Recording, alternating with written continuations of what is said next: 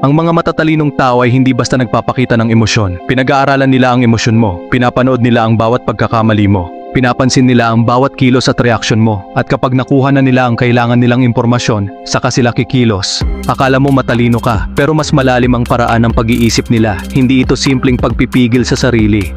Isa itong sistematikong paraan ng pagkontrol sa emosyon. Isang konseptong tila nawala sa mga aklat ng psikolohiya dahil nakakalikha ito ng mga taong mahirap kontrolin. Itinuro sa iyo na ang emotional intelligence ay tungkol sa empathy, pag-unawa, at pagiging mabait, pero hindi iyon ang buong katotohanan. Yun ang version na ibinebenta sa mga leadership book at therapy sessions. Isang ligtas na version na nagpapanatili sa mga tao na masunurin, maayos at madaling pamahalaan. Ngunit may isa pang version na tila binura sa usapan, hindi dahil hindi ito epektibo, kundi dahil sobra itong epektibo. Lumilikha ito ng mga taong mahirap basahin, mahirap matrigger, at halos hindi makita sa larangan ng psikolohikal na laban. At kapag hindi ka mabasa ng ibang tao, hindi ka rin nila madaling makontrol.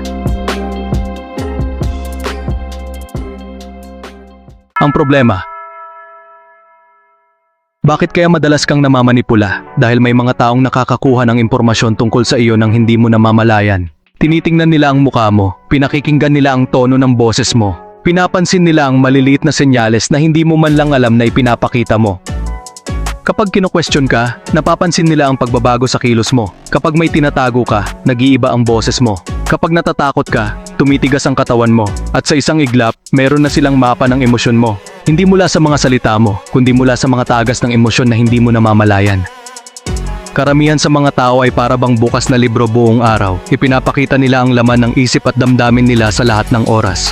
Gusto nilang maintindihan sila ng iba, pero hindi nila napapansin na nagbibigay rin sila ng mga impormasyong maaaring gamitin laban sa kanila. At pagkatapos, nagtataka sila kung bakit pakiramdam nila ay kontrolado sila, minamaliit o laging pagod. Ang dahilan ay simple. Nababasa sila ng ibang tao, at ang anumang nababasa ay maaaring kontrolin. Ang emotional cloaking. May isang konsepto na tinatawag na emotional cloaking. Hindi ito simpleng pagpigil sa emosyon, hindi rin ito pagpatay sa nararamdaman mo. Ito ay ang sinadyang pag-alis ng lahat ng senyales na nagsisiwalat ng emosyon mo sa ibang tao. Patuloy pa ring gumagana ang nervous system mo, patuloy ka pa ring nakakaramdam, pero tumitigil ang paglabas ng signal, walang micro-expression, walang pagbabago sa tono ng boses, walang kakaibang galaw ng katawan. Parang nawawala ka sa radar, nagiging multo ka sa loob ng isang silid. Isipin mo ito, nasa isang negosasyon ka, sinusubukan kang galitin ng kausap mo. Inaasahan niyang magiging defensive ka, akala niya magbabago ang tono ng boses mo o makikita sa mukha mo ang pagkadismaya. Pero nakaupo ka lang, kalmado, hindi natitinag, hindi tumataas ang boses mo, hindi kumikilos ang katawan mo, hindi nagbabago ang ritmo ng mga mata mo. Ramdam nilang may kakaiba, pero hindi nila matukoy kung ano, hindi nila mabasa ang sistema mo, hindi ka nila malaro. At doon ka nagiging mapanganib. Ito ang dahilan kung bakit bihirang pag-usapan ang emotional cloaking sa mga karaniwang aklat. Hindi dahil pumalpak ito, kundi dahil ginagawa nitong mas matatag ang isang tao laban sa guilt, pressure, at iba't ibang uri ng psikolohikal na manipulasyon. Huwag mo itong ipagkamali sa pagiging manhid o parang robot. Hindi ibig sabihin ng cloaking na wala ka ng nararamdaman. Ang ibig sabihin nito ay hindi mo ipinapakita sa iba ang nararamdaman mo. Naroon pa rin ang emosyon, pinoproseso mo pa rin ito, pero pribado mo itong hinahawakan. Hindi mo hinahayaang mabasa ng iba ang puso mo. Pinapahulaan mo sila, at habang mas marami silang hinuhulaan, mas lumalakas ang kontrol mo sa sitwasyon. Ang tatlong layer. Narito ang 10 palatandaan na masyado ka pang maraming naibubunyag tungkol sa sarili mo. Una, sobra kang nagpapaliwanag kapag nasa ilalim ka ng pressure. Pangalawa, bahagyang tumataas ang boses mo kapag ipinagtatanggol mo ang isang desisyon. Pangatlo, hindi mo mapigilang galawin ang katawan o baguhin ang posisyon mo kapag may emosyon kang nararamdaman. Pang-apat, mas mabilis kang kumurap kapag kinakabahan ka. Pang-lima, sobra kang tumatango habang nagsasalita ang ibang tao. Pang-anim, napapangiti ka kahit hindi ka naman sang-ayon. Pang-pito, itinataas mo ang kilay mo para lumambot ang dating ng sinasabi mo. Pang-walo, ginagaya mo ang body language ng kausap mo nang hindi mo namamalayan. Pang-siyam, binabago mo ang tono ng boses mo para tumugma sa emosyon ng ibang tao. At pang-sampu, pakiramdam mo ay ubos na ubos ang enerhiya mo pagkatapos ng mabibigat na usapan. Kung 3 o higit pa rito ang tumama sa iyo, nangangahulugan itong masyado kang bukas sa pagbabasa ng ibang tao. Pero dito na yon nagtatapos dahil alam mo na ngayon ang nakatagong tuntunin. Ang tunay na emotional intelligence ay hindi tungkol sa pagiging bukas sa lahat. Ito ay tungkol sa kamalayan sa sarili at sa kakayahang piliin kung kailan ka makikita at kung kailan ka mananatiling hindi mabasa. Hindi mo kailangang pigilan ang emosyon mo. Kailangan mo lang tumigil sa pagbibigay nito sa ibang tao na para bang libreng sandata na maaari nilang gamitin laban sa iyo.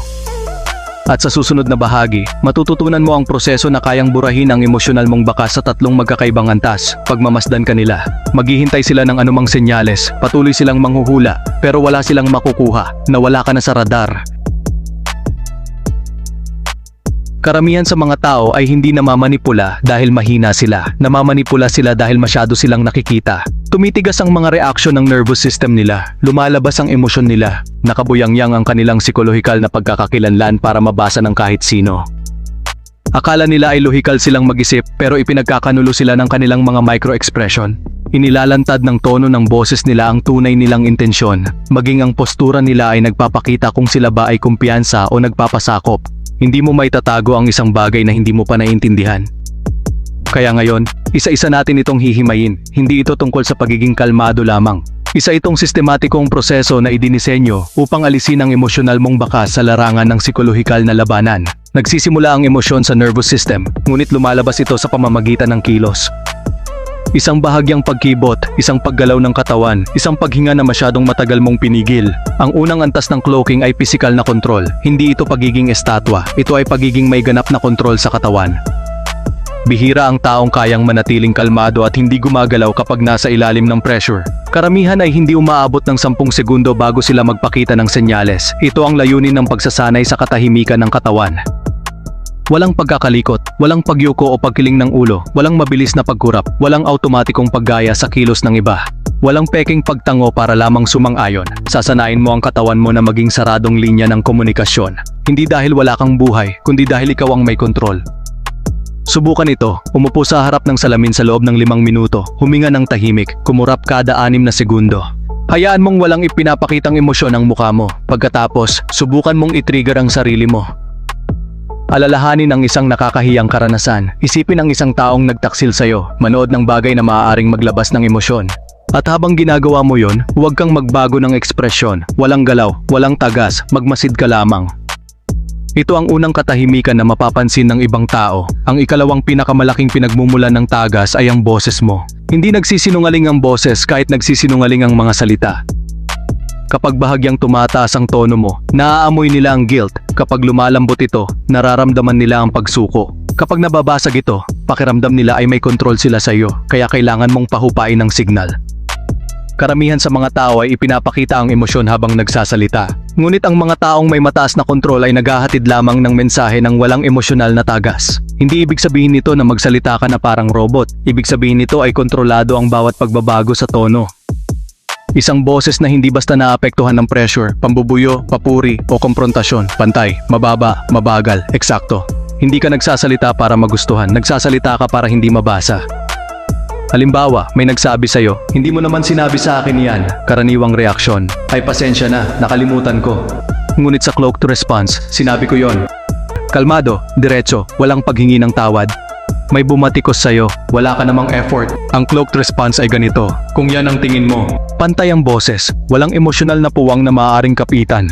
Kapag hindi nila makontrol ang reaksyon ng boses mo, nagsisimula silang magduda sa sarili nilang paraan. At doon nagsisimulang mabasag ang estratehiya nila.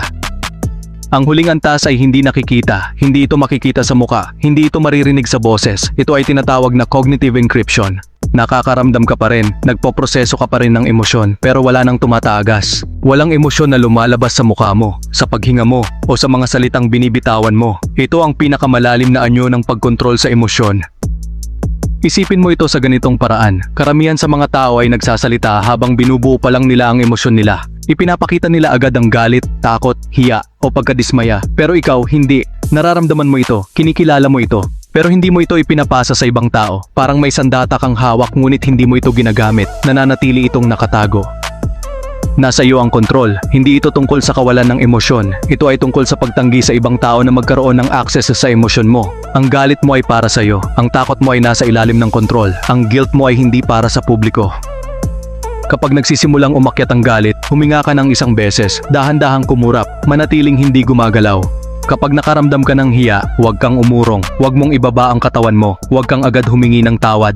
Kapag may taong sinusubukang makakuha ng emosyonal na reaksyon mula sa iyo, huwag kang lumambot kaagad.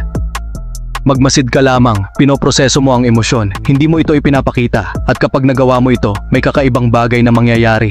Magbabago ang pakiramdam ng silid, mag-iiba ang tensyon, mas matagal kang tititigan ng mga tao, pagkatapos ay iiwas sila ng tingin. Hindi nila maunawaan kung ano ang meron sa iyo.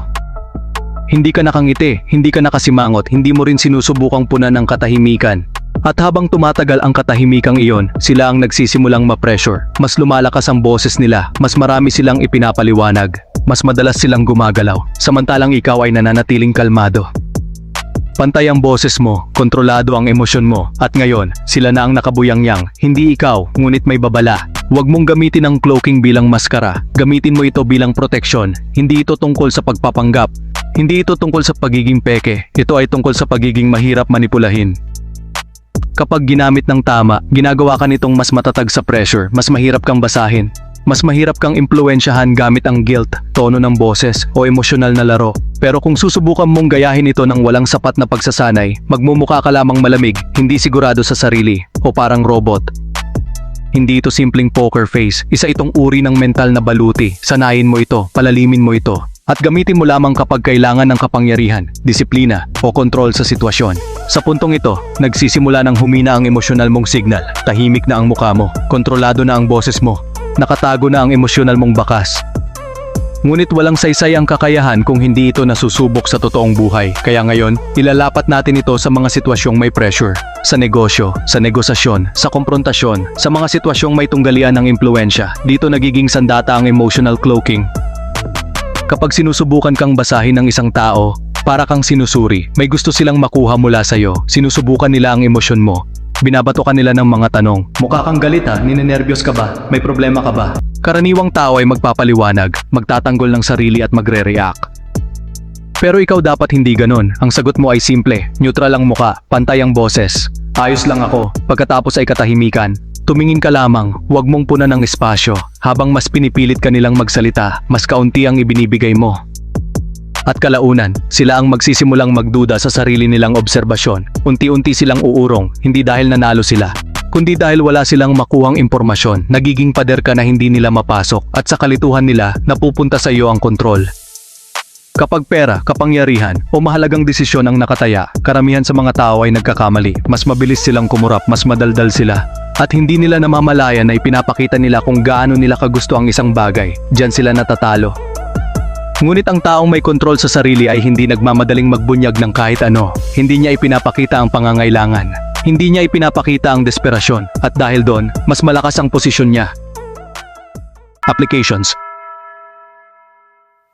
Ang isang taong may mahusay na kontrol sa emosyon habang nakikipagnegosasyon ay hindi basta nagpapakita ng iniisip niya. Habang nagsasalita ang kabilang panig, nananatili siyang kalmado, hindi siya nagmamadali, hindi siya nagbibigay ng hindi kailangang impormasyon.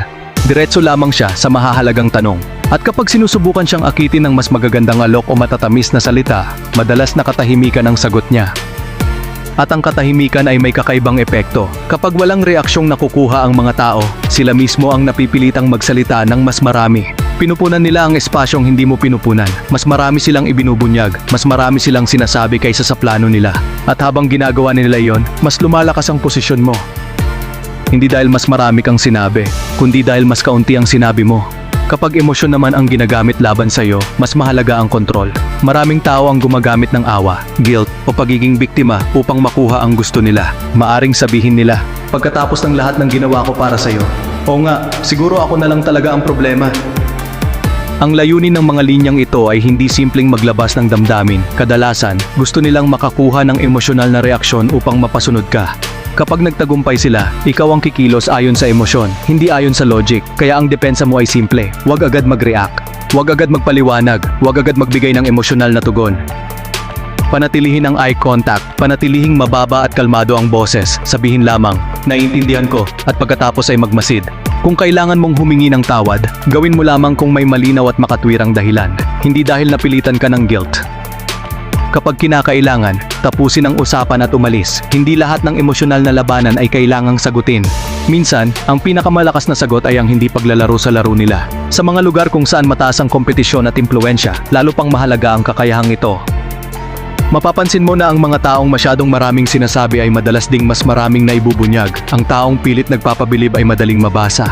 Ang taong desperadong gustong magustuhan ay madaling maimpluwensyahan. Ngunit ang taong tahimik, mapagmasid, at hindi madaling mahulaan, siya ang pinag-aaralan ng lahat. Minsan sapat ng manatiling kalmado, at kapag gusto mong magtanong, gawin mo ito ng diretso at walang emosyonal na pag-aatubili. Halimbawa, bakit mo nasabing totoo yan? Simple, diretso, walang galit, walang pagtatanggol. At dahil dito, napipilitan ng ibang tao na suriin ang sarili nilang iniisip. Unti-unting umiikot ang atensyon pabalik sa kanila, hindi na ikaw ang sinusuri, kundi sila na. At doon nagsisimulang magbago ang balanse ng kapangyarihan, hindi dahil sa lakas, hindi dahil sa sigaw, kundi dahil sa presensya. May isa pang sitwasyon kung saan mahalaga ang kontrol sa emosyon, kapag may taong sinusubukang sakta ng ego mo. Bihirang direktang pag-atake ang ginagamit ng mga tao. Mas madalas itong dumadating bilang biro, patagong insulto, o simpleng kawalang galang na nakabalot sa katatawanan. Natural na gusto mong gumanti, gusto mong patunayan ang sarili mo, gusto mong ipakita na hindi ka dapat minamaliit, ngunit tandaan ito, ang agarang reaksyon ang madalas na hinahanap nila. Kapag nakuha nila yon, sila ang may kontrol sa direksyon ng usapan. Kaya sa halip na magalit, manatiling kalmado, walang pagbabago sa tono, walang biglang paglingon, walang emosyonal na pagsabog. Maaari kang magsabi ng maikling tugon, o maaari kang manahimik. Ang mahalaga ay hindi nila makuha ang reaksyong gusto nila. Kapag wala silang nakuhang emosyonal na gantimpala, nawawalan ng lakas ang taktika nila, at madalas, sila mismo ang nagmumukhang hindi kontrolado. Habang mas lalo mong pinapraktis ang ganitong uri ng disiplina, may mapapansin kang pagbabago. Nagiging mas maingat ang mga tao sa pagsasalita sa paligid mo, mas pinag-iisipan nila ang sasabihin nila.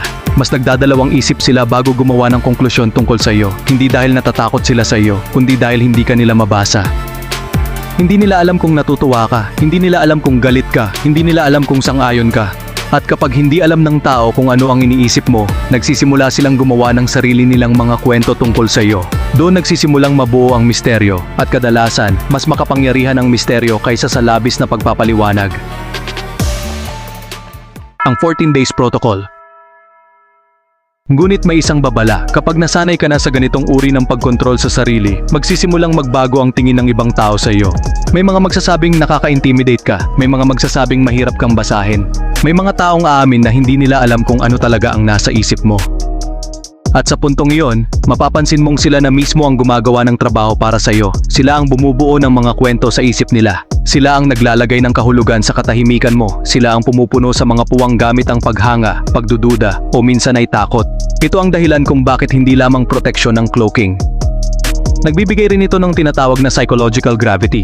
Kapag mas kaunti ang ipinapakita mo, mas maraming atensyon ang inilalagay ng ibang tao sa bawat kilos mo. Ngunit tandaan ito, ang kaalaman ay hindi kapangyarihan kung hindi ito naisa sa buhay. Hindi sapat na maintindihan mo ang konsepto. Kailangan itong maging bahagi ng sistema mo.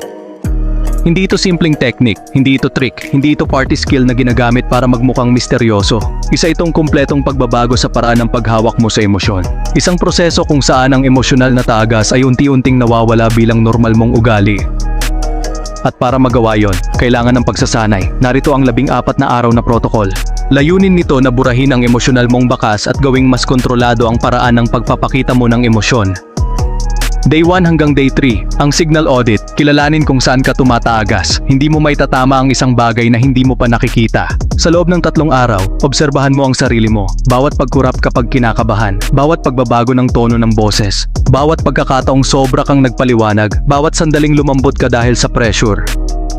Isulat mo lahat, maging tapat ka sa sarili mo. Ikaw mismo ang pinagmumulan ng mga senyales na ginagamit ng ibang tao upang mabasa ka. At ang unang hakbang ay ang makita ang mga iyon ng malinaw. Mag-record ng isang pag-uusap kung maaari, pagkatapos ay panoorin mo.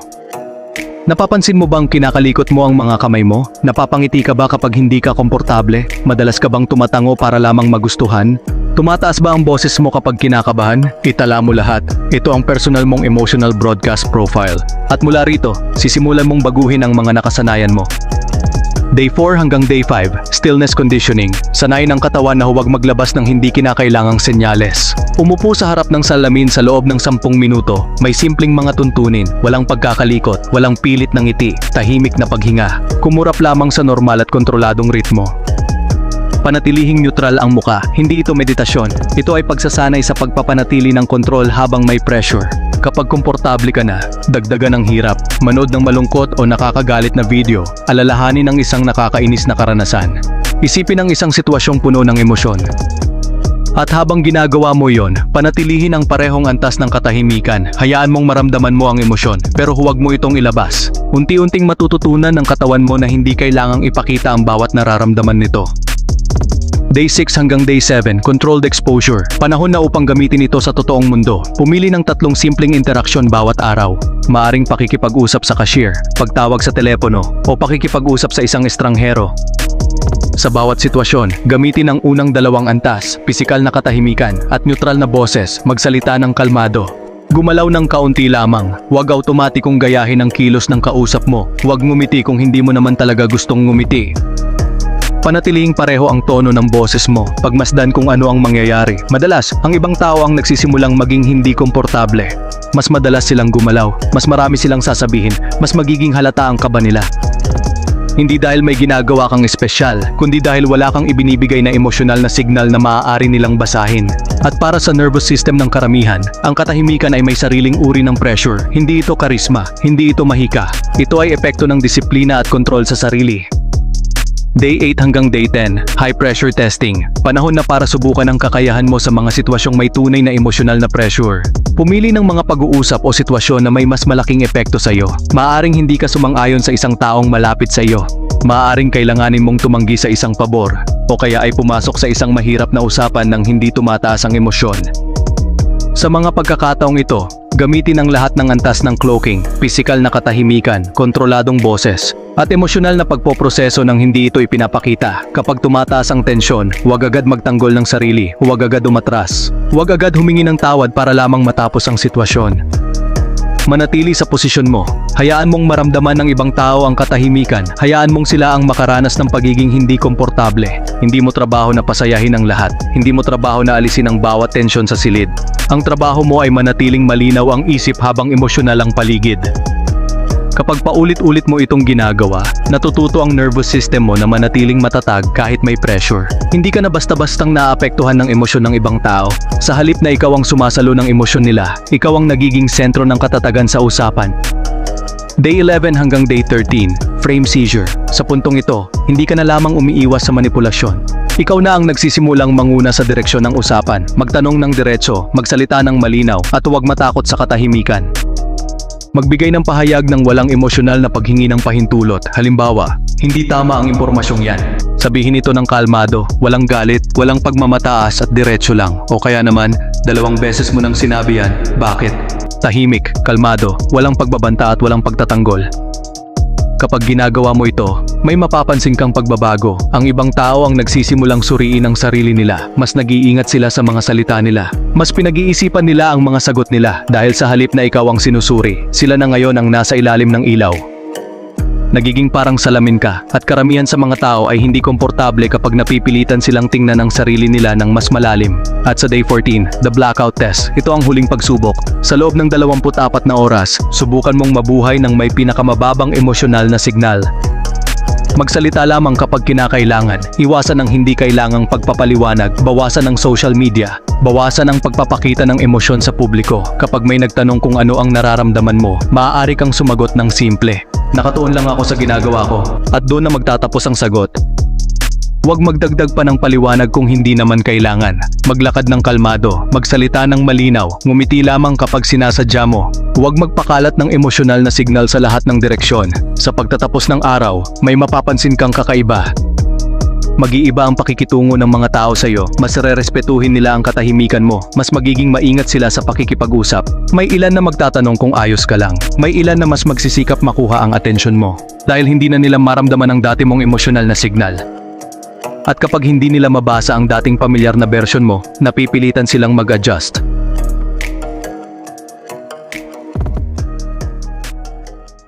Pagkatapos ng 14 na araw, ang emotional cloaking ay dapat nagsisimula ng maging natural na bahagi ng pagkatao mo. Mula rito, maaari mo na itong gamitin sa mga sitwasyong may mataas na pressure. Sa mahahalagang usapan, sa mga negosasyon, sa mga job interview, sa mga komprontasyon, at sa anumang lugar kung saan mahalagang mapanatili ang kontrol sa sarili. Habang mas kaunti ang emosyonal na senyales na ibinibigay mo, mas mahirap kang basahin ng ibang tao. At habang mas mahirap kang basahin, mas nagiging limitado ang kakayahan nilang impluwensyahan ka gamit ang emosyon. Ngunit may isang mahalagang bagay na dapat tandaan, hindi layunin ng pagsasanay na ito na alisin ang emosyon. Hindi rin ito layuning gawing malamig o walang pakialam ang isang tao. Ang tunay na layunin ay magkaroon ng kakayahang pumili kung kailan mo ipapakita ang emosyon mo at kung kailan mo ito pananatilihing pribado. Ang emosyon ay dapat maging kasangkapan, hindi automatikong reaksyon. Kapag masyado kang madaling mabasa, mas madaling gamitin ng ibang tao ang mga emosyon mo laban sa iyo. Ngunit kapag natutunan mong kontrolin ang mga senyales na ipinapakita mo, ikaw ang nagdedesisyon kung ano lamang ang makikita nila. Gamitin ang emosyon ng may layunin. Magpakita ng saya kapag gusto mo. Magpakita ng galit kapag may dahilan. Magpakita ng pag-aalala kapag kinakailangan. Ngunit huwag hayaang ang bawat emosyon ay kusang lumabas ng walang kontrol. Ang taong may disiplina sa emosyon ay hindi alipin ng nararamdaman niya. Siya ang may hawak ng direksyon nito. Tumanggi kang maging madaling puntahan ng manipulasyon. Tumanggi kang ibigay agad ang lahat ng nararamdaman mo. At huwag mong ipaliwanag ang emosyon mo kung wala namang malinaw na dahilan para gawin ito. Sa puntong ito, hindi ka na isang taong basta nagpapadala ng signal sa lahat ng tao sa paligid mo. Hindi ka na isang bukas na aklat na kayang basahin ng kahit sino. Mas maingat ka na, mas kontrolado, mas mapagmasid, at mas may kakayahang pumili kung ano lamang ang dapat makita ng iba. Hindi mo kailangang magsalita ng malakas upang magkaroon ng impluwensya. Hindi mo kailangang maging sentro ng atensyon upang magkaroon ng presensya. Minsan, ang pinakamalakas na kapangyarihan ay nagmumula sa katahimikan, sa kakayahang manatiling kalmado habang magulo ang paligid, sa kakayahang mag-isip ng malinaw habang emosyonal ang iba, at sa kakayahang kontrolin ang sarili kahit may dahilan para mawalan ng kontrol. Kapag narating mo ang puntong iyon, hindi na ikaw ang taong madaling basahin, hindi na ikaw ang taong madaling maitulak sa emosyonal na reaksyon, hindi na ikaw ang taong madaling manipulahin. Dahil sa halip na maging isang bukas na signal para sa lahat, isa ka ng sistemang kontrolado, disiplinado, at mahirap unawain ng mga taong naghahanap ng paraan upang impluwensyahan ka. Isa ka ng naka-encrypt na sistema.